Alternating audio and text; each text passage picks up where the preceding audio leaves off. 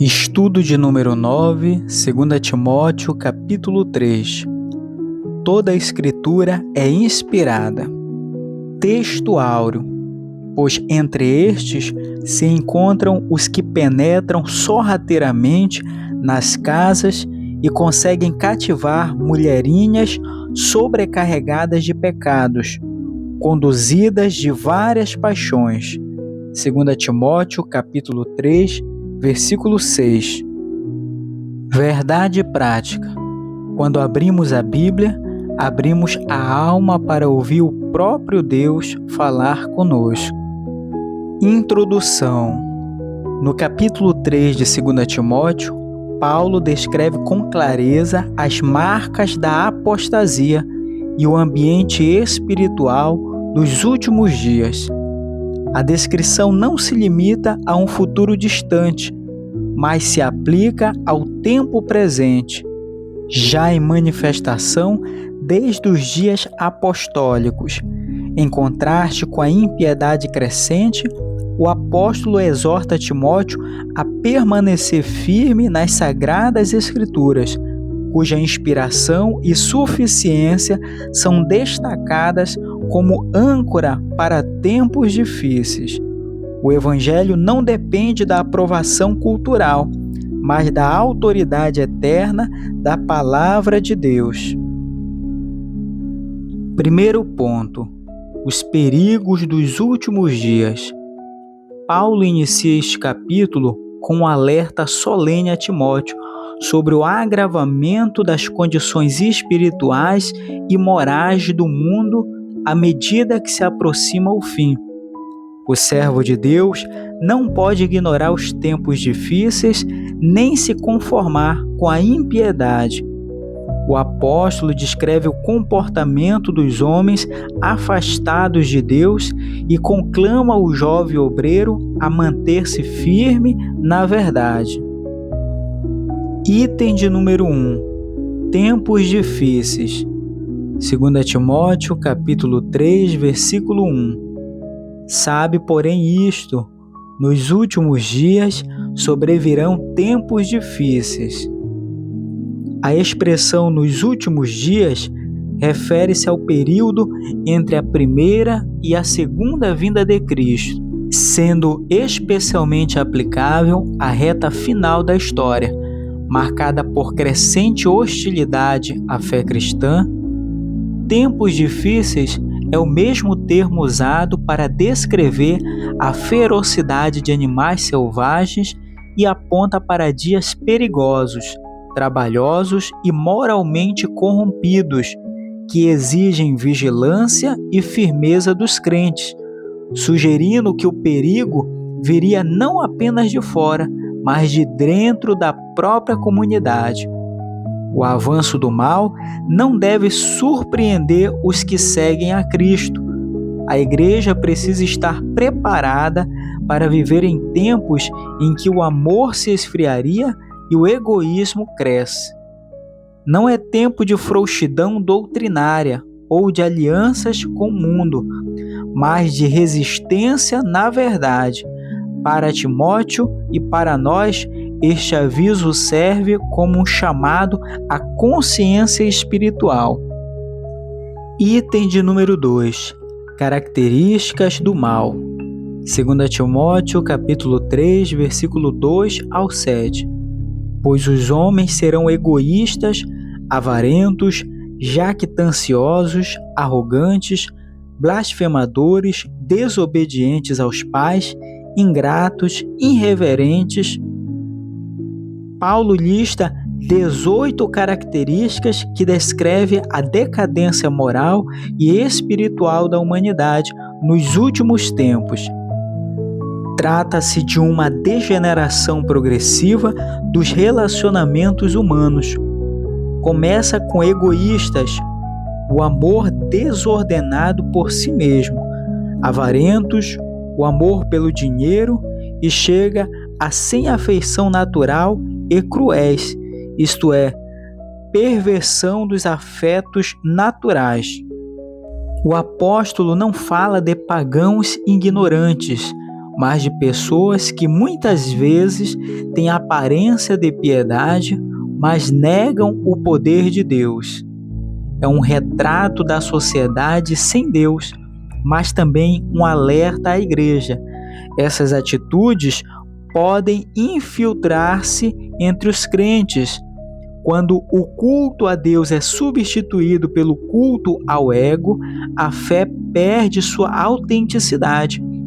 Esse trecho reforça que não basta professar a fé, é preciso viver em conformidade com o caráter de Cristo. O servo de Deus deve avaliar constantemente seu coração à luz da palavra.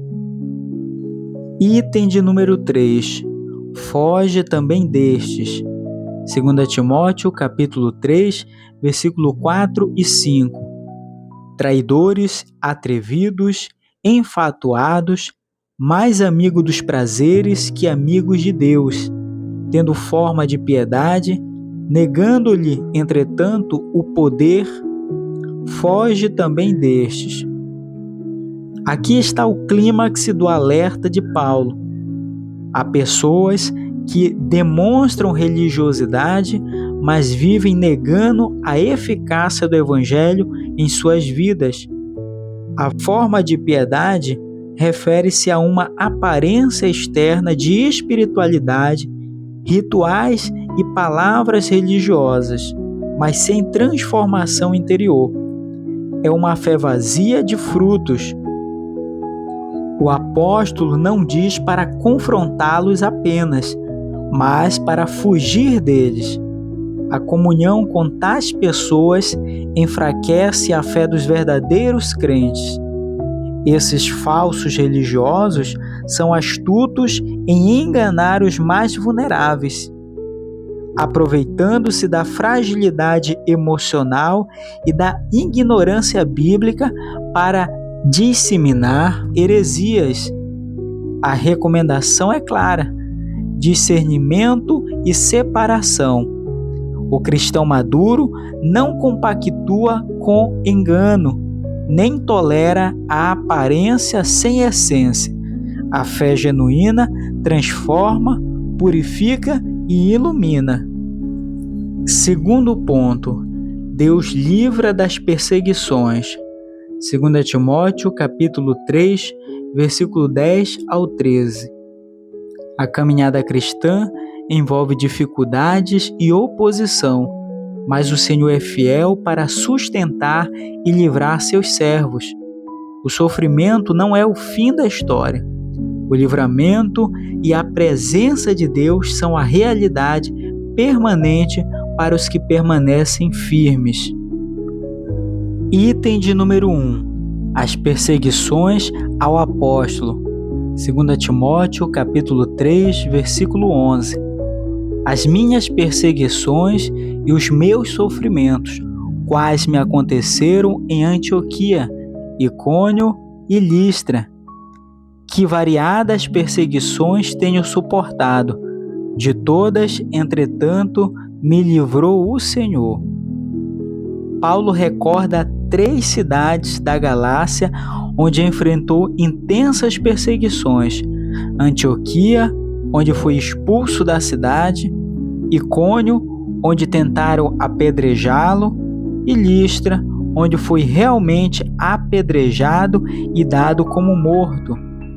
Estas experiências, conhecidas por Timóteo, que era natural de Listra, não foram meros desconfortos, mas tentativas reais de silenciá-lo pelo sofrimento.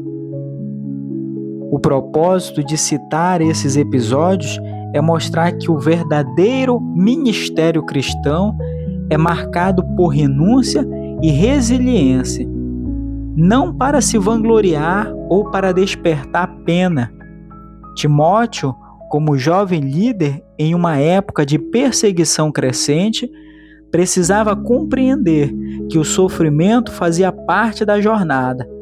Paulo estava preparando seu filho na fé para que permanecesse firme com a convicção de que o sofrimento é selo do chamado cristão genuíno.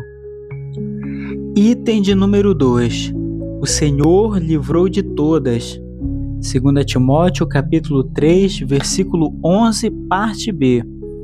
De todas, entretanto, me livrou o Senhor. A segunda parte do verso 11 traz uma forte declaração de fé. O livramento divino nem sempre evita a dor, mas sempre preserva a fé, renova a esperança e fortalece o propósito. Deus não promete uma jornada isenta de lutas, mas garante sua presença fiel em cada tribulação. Paulo reconhece que sua sobrevivência e continuidade no ministério não se devem à sua habilidade ou força, mas à intervenção do Senhor. Esse testemunho é um antídoto contra o desânimo. A fidelidade de Deus é o fundamento da nossa coragem. Timóteo precisava ouvir isso para seguir adiante com ousadia. O mesmo Senhor que livrou Paulo também fortaleceria Timóteo em suas batalhas. Essa convicção deve nos animar hoje. Ainda que venham perseguições, podemos confiar no Senhor, que livra, sustenta e transforma cada aflição em oportunidade de crescimento e testemunho. Item de número 3. Perseguições são inevitáveis. 2 Timóteo capítulo 3, versículo 12 ao 13. Ora, todos quanto querem viver piedosamente em Cristo Jesus serão perseguidos, mas aos homens perversos e impostores irão de mal a pior, enganando e sendo enganados. A realidade do sofrimento não é uma exceção, mas uma realidade para todos quanto desejam viver piedosamente. A oposição ao Evangelho é garantida neste mundo decaído. Não há como viver para Cristo com integridade sem entrar em conflito com valores distorcidos da sociedade. A perseguição, portanto, é uma consequência natural da fidelidade e não um sinal de fracasso. Enquanto os servos fiéis enfrentam aflições, os maus parecem prosperar, mas sua trajetória é de ruína. Eles seguem um caminho de engano, sendo enganados por suas próprias mentiras. Essa distinção entre o justo perseguido e o ímpio aparente vitorioso reforça a importância de não se deixar iludir pelas aparências. A verdadeira vitória está em permanecer firme, mesmo em meio ao fogo das provações, confiando que o Senhor nos sustenta e nos recompensará. Terceiro ponto. Toda a Escritura é inspirada. 2 Timóteo capítulo 3, versículo 14 ao 17.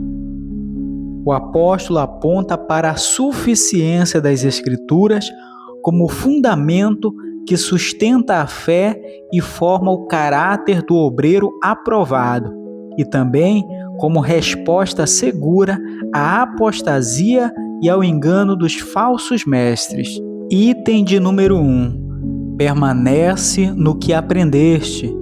2 Timóteo capítulo 3, versículo 14 e 15. Tu, porém, permanece naquilo que aprendestes e de que fostes inteirado, sabendo de quem o aprendeste, e que desde a infância sabes as sagradas letras que podem tornar-te sábio para a salvação pela fé em Cristo Jesus.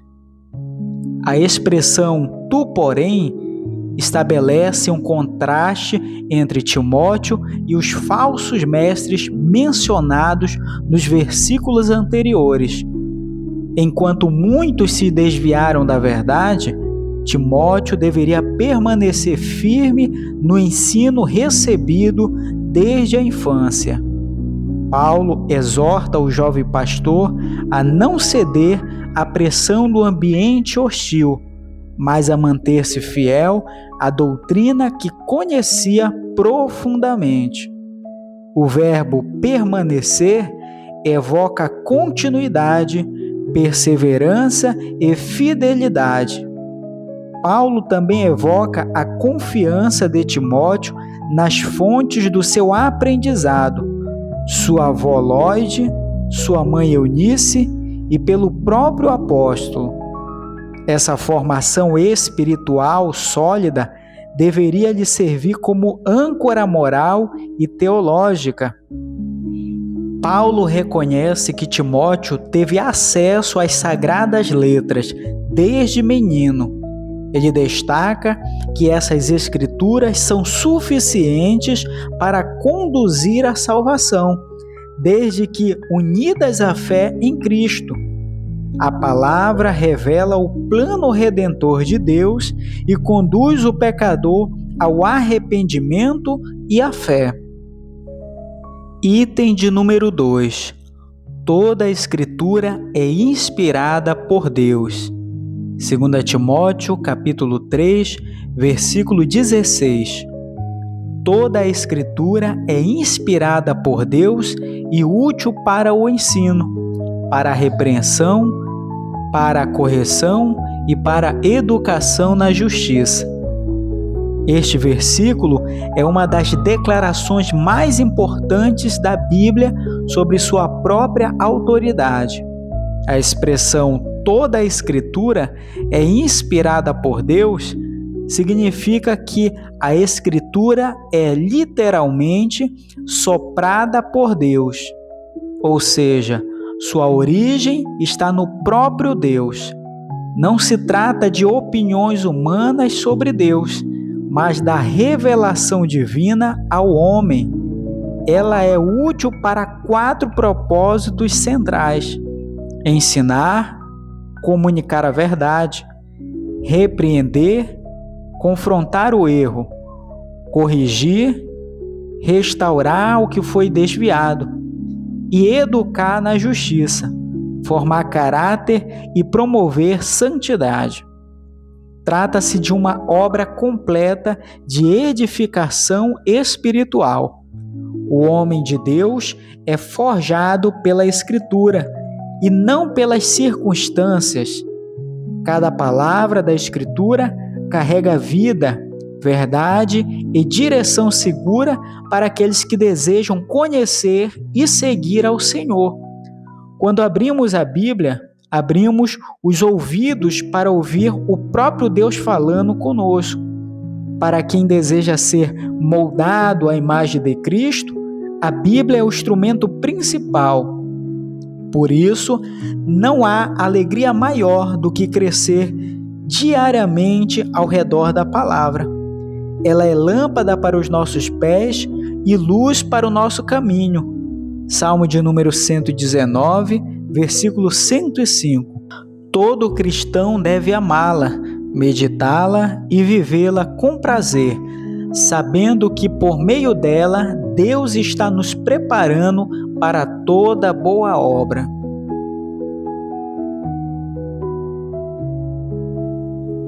Item de número 3. Habilitada para toda boa obra. 2 Timóteo, capítulo 3, versículo 17. A fim de que o homem de Deus seja perfeito e perfeitamente habilitado para toda boa obra. O objetivo da inspiração e utilidade da Escritura é formar o homem de Deus, expressão que aponta tanto para Timóteo como para qualquer servo do Senhor. O termo perfeito aqui não significa sem pecado, mas maduro, completo, inteiramente preparado. A palavra de Deus, quando estudada e aplicada, capacita o cristão para viver e servir com excelência. A frase perfeitamente habilitado para toda boa obra revela a suficiência das Escrituras, nada precisa ser acrescentado à palavra para que um crente seja completo. Métodos humanos, filosofias passageiras ou tradições religiosas nunca substituirão a Bíblia. Paulo ensina que o obreiro que deseja ser aprovado deve estar inteiramente submisso à autoridade das Escrituras. Nenhum outro livro pode cumprir essa função. A Bíblia não é apenas inspirada, ela é também suficiente, poderosa e viva. Aplicação pessoal. A Bíblia continua sendo nossa bússola. Leia, creia, viva a palavra de Deus e guie outros por este caminho.